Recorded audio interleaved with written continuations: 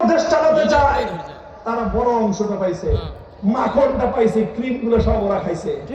খা মাখন, খা ক্রিম, খা দিল্লি, খা হায়দ্রাবাদ, খা সব তোরা খা। বিশাল ভারত ধর্মনিরপেক্ষতাবাদীরা নিছে, আমাদের মুসলমানদেরকে ছাট মার দিছে। খালি এইখান দিয়ে বাংলাদেশ একটু, ওখান দিয়ে একটু পাকিস্তান, ঠিক আছে যা তোরা বেশি খা।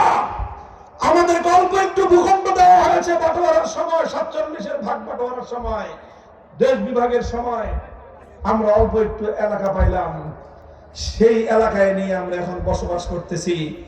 এরপরে বাপের আমল গেল, পাকিস্তানের আমল। 71 সালে ওটার মরণ হয়ে গেল।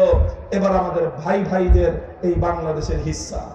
বলেন দাদার আমলে যেই ভাগ বাটোয়ারা হয়েছে, আপনার বাবা আপনার দাদার কাছ থেকে যেই অংশ পেয়েছে, আপনার বাবার মৃত্যুর পরে সেই অংশে যদি আপনার চাচা এসে দাবি করে, আপনারা ভাইয়েরা আপনার বাবার অংশ থেকে চাচা অথবা চাচাতো ভাইদেরকে হিস্সা দিবেন?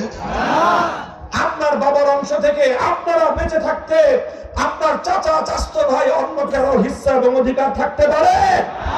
47 সালে দাদার আমলে এই জমিন ভাগ বাটোয়ারা করে ধর্মনিরপেক্ষতার জন্য ভারত আর মুসলমানদের জন্য, ইসলামের জন্য বাংলাদেশকে বন্টন করা হয়েছে। এখন বাংলাদেশে তোমরা ধর্মনিরপেক্ষতার গান গাও, কাহিনীটা কি? তোমাদের যদি ধর্মনিরপেক্ষতা এত পছন্দ হয়, চলে যাও সেই দেশে, যেই দেশে ধর্মনিরপেক্ষতা আছে, যেই দেশে আপা আছে। যাও, তোমার আপা ধর্মনিরপেক্ষতা চেয়েছে, ধর্মনিরপেক্ষতার দেশে চলে গেছে। আবার জ্ঞাতি গোষ্ঠী আন্না বাচ্চা সাউজা আসো, পছন্দ না হলে ধর্মনিরপেক্ষতার জন্য সেই দেশে চলে যাও। যারা আপাকে নতুন করে খালাম্মা বানাইতে চাও, তোমরাও চলে যাও। আর আমরা পরিষ্কার বলি, আমরা তোমাদেরকে বিতাড়িত করতে চাই না।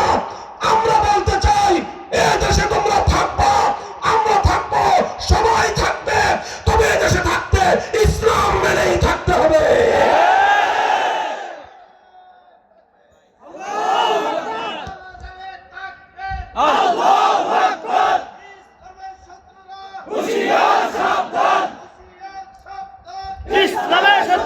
জুলাই বিপ্লবে হাজারের উপরে বাংলার তামাম যুবকেরা রক্ত দিয়েছে।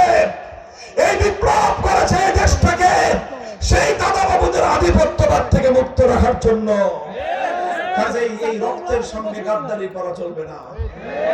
একটা সনদ প্রণীত হয়েছে, জুলাই সনদ। অনেকে মনে করে জুলাই সনদের কাম কি? ভাই, জুলাই সনদের খুব বেশি কাম না হলেও একটা কাম হয়েছে। জুলাই সনদে বলা হয়েছে